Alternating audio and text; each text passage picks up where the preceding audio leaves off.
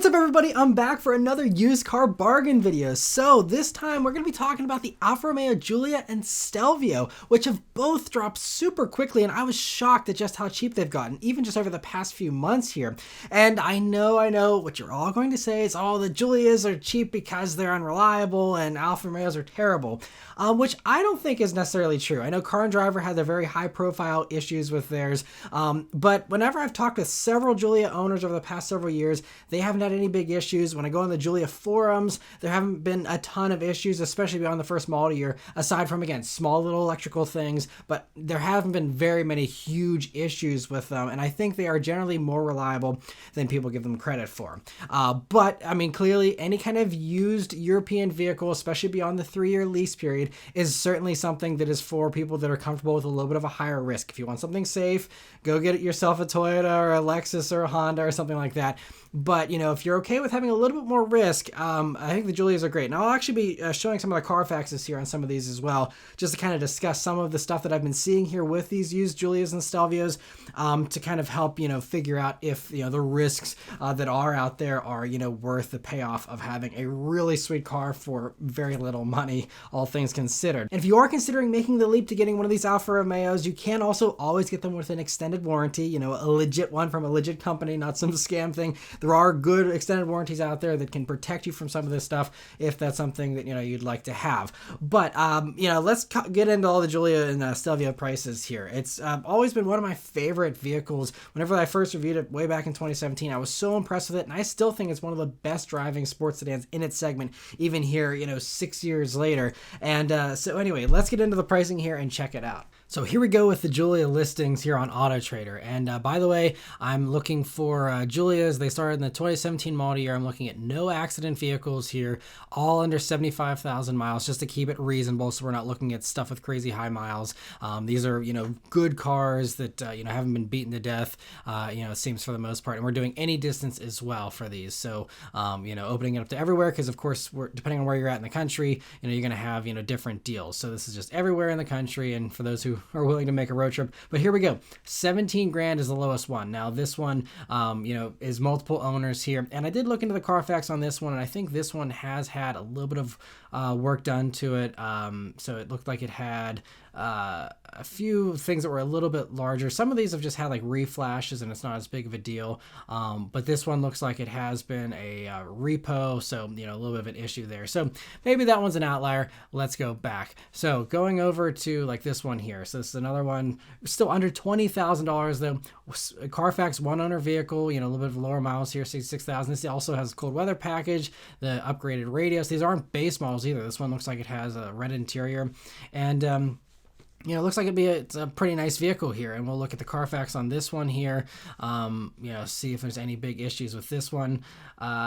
Looks like, yeah, PCM reprogrammed. I've been seeing that a lot in these Carfaxes here. So, you know, I've had a bunch of reflashes done, but, you know, nothing that's, you know, a huge issue. This one had the battery replaced. Who knows what that's about? But, you know, these are pretty solid. This one says engine timing front cover gasket replaced. So that's the biggest thing here on this one, really. Otherwise, it seems to be just normal basic stuff here. So, I mean, they don't seem to be, you know, that bad. Even the cheapest ones here, you know, under 20 grand, one owner, and, you know, that stuff was under warranty. But, you know, you also look 20,500 here for this one. Same thing. Let's look at the Carfax on this one just for kicks and see what we got here.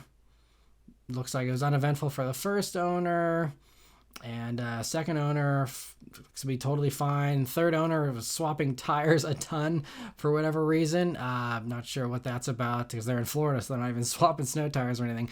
But, you know, totally good there. So we're good. $20,500, 49,000 miles here. You know, not a base model either, and you're getting it for $20,000, which is really impressive. Here's another one in this Mazzano blue color, which I really love. Looks great. This one is a sport package for those who are enthusiasts here on the channel. Also, basically 20 and a half. See the Carfax on this one just for kicks. So looks like PCM was reprogrammed to 6,000 miles. And that's basically it. Otherwise, it just seems like it's normal maintenance kind of stuff here with this. And otherwise it's fine. So here we go. I mean, you know, again, $20,500, solid car. So, I mean, you're going to have to do a little more research with these than you might have to for others. You got to make sure you get one with a really good Carfax, good service history, make sure it hasn't had a bunch of issues. But, you know, this is what we're looking at. And there's a ton of these too, by the way. I mean, I went up here, there's over 1,000 results here. Obviously, not just the cheap ones, this is everything here. But, you know, I mean, a bunch of these. And there's ones with various, you know, packages, wheels, all kinds of stuff here. There's even one here as a buyback. So here, we'll look at this one for a worst case scenario. This is a lemon law vehicle. So bad title, of course. So, you know, worst case scenario here. And I actually looked at this recently. Here's the reason why it was reacquired. HVAC and AC concerns. So it wasn't even, and it was also a lemon law vehicle for the second or third owner here. So the first owner had no issues for 18,000 miles. Then it was lemon lawed, which is kind of strange. But anyway, you know, so over the HVAC stuff, not the car leaving you stranded on the side of the road, not it blowing up into a million pieces. It just had HVAC issues, you know? So again, this is what I'm saying, that, you know, some of these, you know, it's not quite as dire as people make it out to be with these Alfas, I really think. And, you know, but obviously you can avoid that one and go for all these other ones with nice clean Carfaxes, one owner vehicles here, you know, 22,000 bucks with, you know, nice stuff on them. And, you know, just really solid cars. There's even some of these I've seen that have like the $2,000. I think this one might be the one that I saw that has this, you know, tri competizione red or whatever they call it, which is like a $2,000 paint job. Some of these have, I mean, really nice cars too for, you know, 22 grand. Yeah, it's cars that were optioned up, you know, loaded up with some nice options on them, not just, you know, junk. And just, yeah, here's a TI too. So the TIs have the bigger wheels. Just, you know, really nice cars here, again, for, you know, low 20s. And this is a shock because what you'll be seeing, too, on a lot of these is there's a lot of them that do say reduced price. And maybe that's a marketing thing they're just trying to do. But I've been seeing more and more of these are saying reduced price, reduced price. And I looked at Giulias just a few months ago, and they were still close to 30,000 for nice examples like this. And now we're getting them in the low 20s already. Like, it's dropping fast, all these reduced prices. We're watching the used car market just drop off fast in real time, and it's pretty fascinating to watch personally. So I mean, you know, really solid. And other things about the Giulias here to mention. So if you are someone who is considering one of these, a couple other things I do want to point out. First is that 2017s did not have Apple CarPlay or Android Auto. 2018, some of them did. So if you're considering one of these and you do want that smartphone integration, just make sure you get a 2018 or newer. And if it's a 2018, make sure that, you know, you plug it in and that it actually does work with your phone. Otherwise, 2019s and beyond, you have no worries. They all have the smartphone integration there and all very solid. And also the Giulias, if you're someone who's worried about safety, they also were IIHS top safety pick plus whenever they first came out in 2017 as well. A very safe car as well. So another, you know, great little perk here of the Giulias. And so, yeah, I just want to give a big thank you also to Forrest Ernest, who pointed out that these have dropped so fast, because I didn't even have these on my radar, because I was like, oh, they're still around 30 grand. Whenever I checked a few months back, I figured they were sitting at that still. And then I look here, and thanks to him, you know, for pointing this out, that no, they've dropped fast in just the past couple of months. And I mean, look at these, tons and tons of these, all 22, 23, 23 and a half, you know, just crazy how cheap all these Giulias are. And there's tons of them to pick from too, which is great. And before we get into the Stelvio pricing, I first want to give a huge thank you to Carmigo for sponsoring this video. Carmigo is a car marketplace that allows you to sell your car quickly and easily, getting you multiple offers in just one business day from Carmigo's nationwide network of dealerships. All you have to do is take a few pictures, set a minimum price, and watch those offers come in. It takes less than 15 minutes to list your car, and it's always free to list. You only have to sell if an offer meets or beats your minimum price. Plus, they handle all the annoying paperwork, loan payoffs, and other details that make selling your car a headache. When I first heard about Carmigo, I immediately thought it was a great idea. You get exactly the price you want for your car without any of the hassle or the haggling. So avoid the long process of going to multiple dealerships for appraisals or listing your car on Facebook Marketplace and having to deal with the back and forth with random strangers, and instead get your car sold in a day with Carmigo. If your car sells, you normally just pay a flat $350 sell fee, but for Matt Maran Motoring viewers, if you use the link in the description, you'll only pay $300 instead. So if you're ready to sell your car, click the link now and get started. All right, so let's check out Stelvio pricing here. So again, same criteria as before, you know, all the same stuff of no accidents, under 75,000 miles anywhere in the country here. And here we go. $20,000 still, even for Stelvios. And this one is all-wheel drive. You could get these with rear-wheel drive, and so you have to keep an eye out for that here, especially for some of the cheapest ones. And you can filter in, all-wheel drive ones only if you want. But, $20,000 here. Look at the Carfax on this one, just again to see, is it just as bad as everyone says or not? So it looks like all normal stuff here on this one. Yep, absolutely everything is totally normal. Just looks like regular maintenance. So, I mean, even the cheapest one here is still, totally fine as far as the Carfax goes here. So again, a really solid value. But here's another one. This one doesn't have a Carfax. This one, you might have to get one on your own or whatever. But this is even a 2019, so it's a newer one. They started the Stelvios 1 year later than the Giulia. So you're only going to be looking at 2018 and up. But here's a 2019, not even a first model year, has the Apple CarPlay and all that, $20,500. And by the way, for the 2018s here, I do know for the Stelvio, you can look in the VIN to see whether the 2018s have CarPlay or not. I believe 7C in the VIN means it does have CarPlay, and 7B in the VIN means it doesn't. So, keep an eye out for that. I think it's like the 12th or 13th digits there on the VIN. But, here's another one, though. Here's a sport trim, even has driver assistance package here, under 21,000, only 35,000 miles on this one, too. Look at the Carfax here. Worst case scenario. See what's so bad about this? Is it a horrible Alfa? Okay, so brand new. Looks like this one is hopped over to Canada for a little bit and came back to United States here. But yeah, there seems to be no issues. Just normal stuff here. All normal. 35,000 miles. They had new tires put on. That's it. Totally fine. No big lemon. 21 grand here, super nice. There's a TI, red leather interior. The other one's super nice. I mean, there's a bunch of these, and a lot of these have all-wheel drive here. Have the upgraded wheels. $22,000 for these. Here's another one, Mazzano blue. I love this color. This one's got the sport package here. This is a Carfax 100 vehicle. This would probably be my pick of the bunch here, because this one even has the brown leather to go with the blue. Has the metal paddle shifters here. But, yeah, just a really nice one. But, I mean, look at that interior.